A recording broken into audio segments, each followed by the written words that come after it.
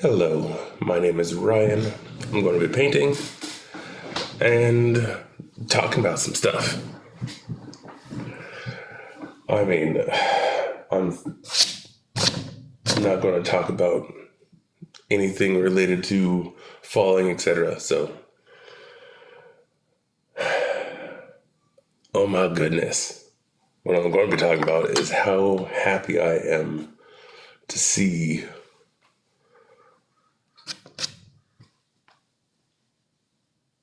a certain demographic of America realizing they might have messed up. Because I don't know about you, but let's just talk about the price of eggs. Before I get into that, though, I have a couple canvases that I started just doing some background squigglies. And then, I might be switching to the skateboard, which I highly recommend checking out skateshred.com. These things are very high quality and very inexpensive. I hope to buy some more because, I don't know, I'm a big guy, so this is a 36-inch board with a crazy long wheelbase, adjustable, and it's 8-ply with wheel wells. I'm so stoked, and I cannot wait to be done with this whole fall nonsense to be able to skate again, because, downside. But like I said, I'm not going to talk about that. Price of eggs. It's an appropriate background noise. So, before inauguration, I bought an 18-pack of eggs at my local grocery store. They're about $8. Kind of on the pricey side.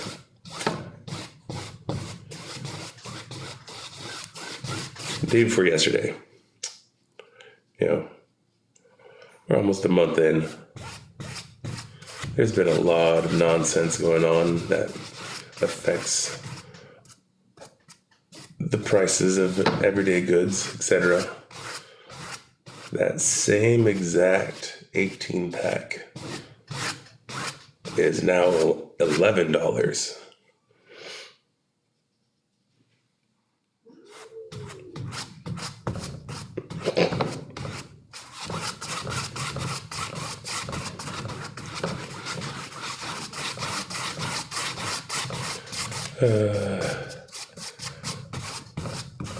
Now, I understand politics actually don't really have any play into that.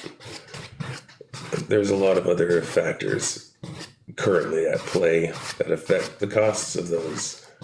One of them is trying to prevent another pandemic.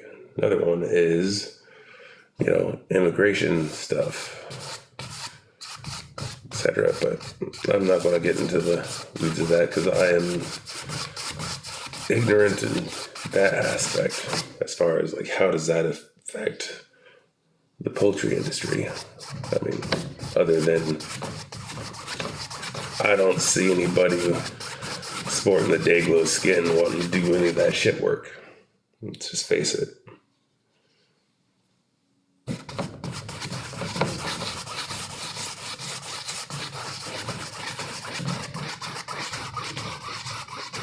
Oh, it's making me very happy. Making me very, very happy. In fact, you know what? I'm going to just play this in the background as I paint because it makes me very happy. And I'll link it.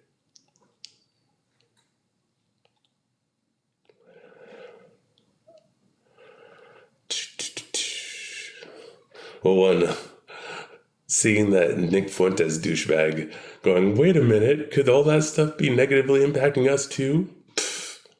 Putz. Ugh, that guy. Anyway, this is what made me very, very happy. It's the Humanist Report. Title is Nazis Who Tried to Intimidate Black Community.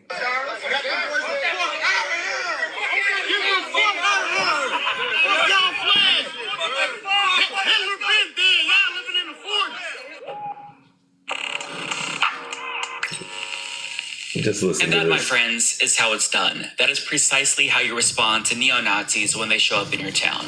Now, that took place over the weekend in Cincinnati, Ohio, and about 12 neo-Nazis in total chose to unfurl their banners on top of an overpass near the Lincoln Heights exit until, of course, they were confronted by American heroes and ran away like the cowards that they are. Now, before they were chased off, they were actually talking a lot of shit. For example, they even recorded themselves running up to this man's car who was blasting Fight the Power by Public Enemy, and they began hurling slurs at him, but as you can tell, he was entirely unbothered and just kept dancing. But that eventually, too many people in the community showed up, and they were overrun almost instantly. And their flags, of course, were burned. Now, it wasn't just over yet because members of the community made it clear that they weren't going to let any Nazis intimidate a single person in their community. So they then chose to exercise their Second Amendment rights, and they formed an impromptu community defense group in Lincoln Heights, and they stayed there for hours and hours and set up effective checkpoints to track down the Nazis in the event they were still in their community. Checkpoint, they is not playing. Straps and they are ready. Checkpoint and you will be stopped and roll your fucking window down. You got one coming up? All right, bye-bye. See ya. You love to see it. Now, one of the people that documented this shared some photo. No, that's the part that makes me very happy. That's why the Second Amendment is something that we should all care about. Not just these jackasses that's like, they're going to come get our guns. Nah. It's because when you have people like neo-Nazi organizations trying to go into the Lincoln Heights neighborhood, which is one of the most, historically significant as far as the black community in America. Was it the first self-governed area? And then you have a political party that is what's the word I'm looking for? Enabling and encouraging neo-Nazism and fascism. Like, that is a very appropriate use of the Second Amendment. That neighborhood set up checkpoints to make sure that this hateful group that is currently emboldened by our government doesn't terrorize their neighborhood, and makes sure that they understand that if they try to intimidate that neighborhood, they are going to respond. Kudos. Fucking kudos. That's some beautiful shit.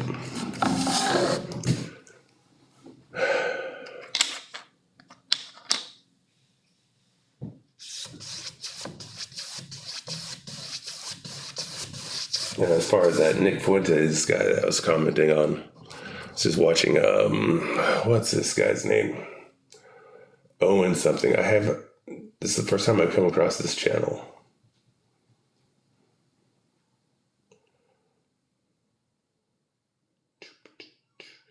History.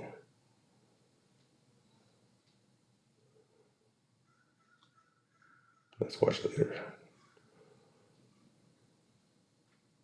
Here we go. This is Nick Fuentes. If you don't know him, Owen's Fireside Chat. Said, "Your body, my choice." Became a big meme on the twit and went completely out of control. This guy is He's fascinating. a full-blown, self-avowed Hitler-loving Nazi. And I'll show you some clips from him in a minute. But first, listen to what he's had to say about Donald Trump's first week in office, or first 2 weeks, or however long in office. Fascinatingly, he's opposed to what Trump is doing right now. Did not see that coming. Yeah, I do want to express some concerns here. Seeing Trump move in such an aggressive way, it is a little bit frightening. Yeah, tell me about it. Because it is destabilizing. And when you see the might of American empire directed like this, you realize that this has a lot of gravity to it. There is a weight to it. Is this something he didn't realize before? America is this juggernaut, and it can crush everything in its path. You know why he didn't realize this before, apparently? Because it's never been used against him, intentionally or otherwise. You know, there is a system in place in the United States that has existed. Just our way of doing things has existed in its current form since it was founded in 1787. That system is large and slow moving, so fixing it is an uphill battle. Changing it for the better is an uphill battle. When the system was invented or created or whatever in the United States, we had slaves here. And black and white people weren't allowed to get married or anything. There were so many limits, full-blown segregation. It was maybe the ugliest place in the world at that moment in history. I don't know. It was bad.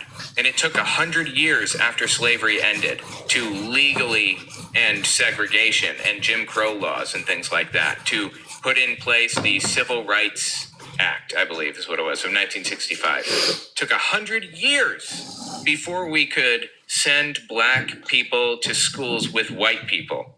That system is still moving forward, and we're still trying to change it to make it better, because there are still a lot of institutional problems with it. It's not even about anybody in the system being racist. Nobody in the system needs to be racist. But when you get things like people with black sounding names are hired for jobs less often, there doesn't need to be a racist actor in there anywhere. It's just like the system is leaning people away from equality. It's the problem. Recognizing that is the first step, and trying to correct it is the next one. And we've been working on that since forever. I've been working on it since I entered political activism, trying to correct it and make life better for people.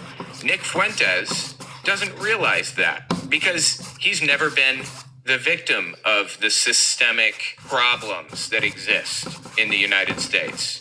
He's saying, boy, it's scary to see what the U.S. government can do. I hope this isn't weaponized against us. Brother, it's been weaponized against people for a long time. And if you just opened your eyes and looked around, you would have seen that that's the case. It literally took fascist dictatorship for him to see, oh wow, this could actually be weaponized against people. I didn't realize how powerful it was. Really. I just finished writing a book titled Was Hitler an Atheist? It talks about religions during the Third Reich and how they work together. Catholics, Jehovah's Witnesses, and Protestants. And I even address the lies told by the evangelical world about Bonhoeffer. It's on Audible and Amazon. Okay, let's continue. And if we have this extremely energetic executive branch that is making these moves like that, you wonder who gets crushed. And you wonder if the good guys might get crushed, people like us. Oh, absolutely, yes. Well, I mean, he's a neo-Nazi, so neo-Nazis are the good guys in his head. People are going to get crushed. That's the part I wanted to get to. You see, neo-Nazis are inherently just very afraid. Because they've never really thought about the consequences of when somebody stands up to them. And they don't, for some reason, have the wiring to see that their mindset is what makes them inferior.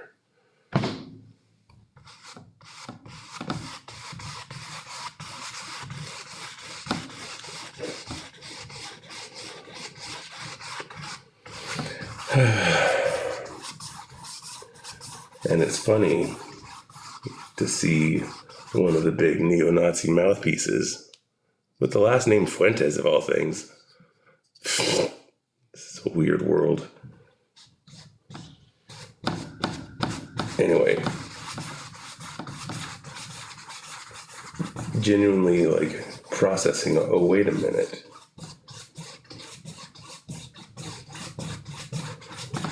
There can be negative repercussions for us. Oh no.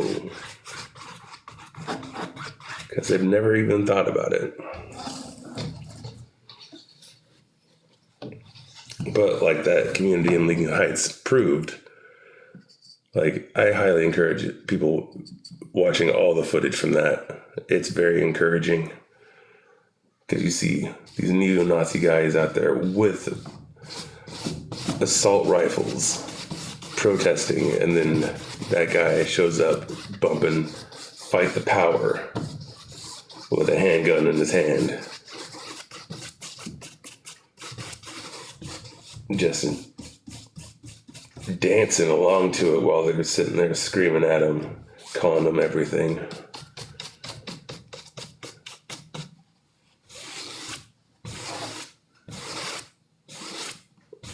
And I think that's one of those things that's kind of like, how do you tackle in America?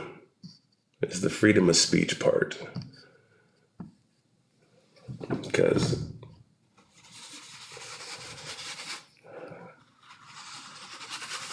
how do you have freedom of speech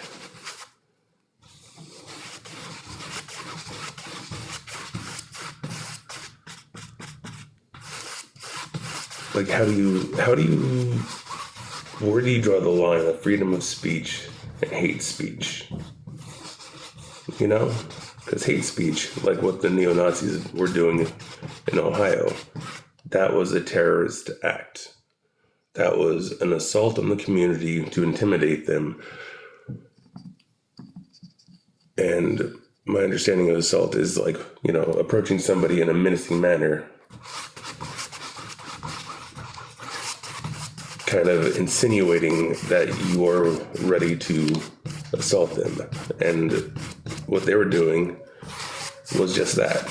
They went out there with assault rifles and flags and ski masks, yelling all sorts of hate stuff.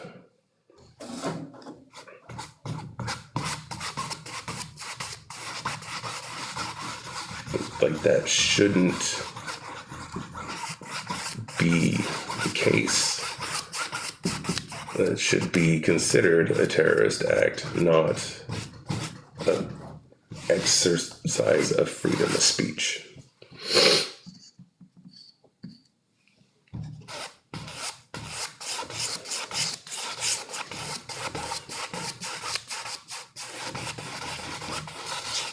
But that is a very slippery slope.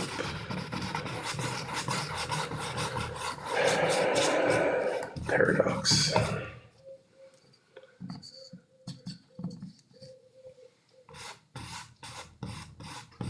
Yeah.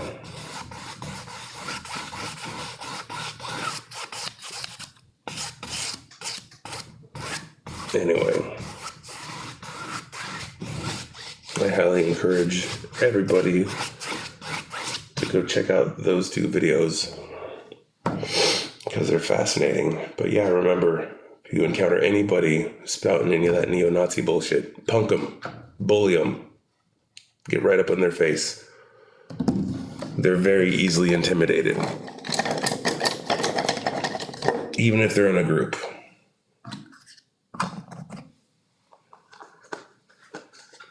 Because at the end of the day, they are the minority.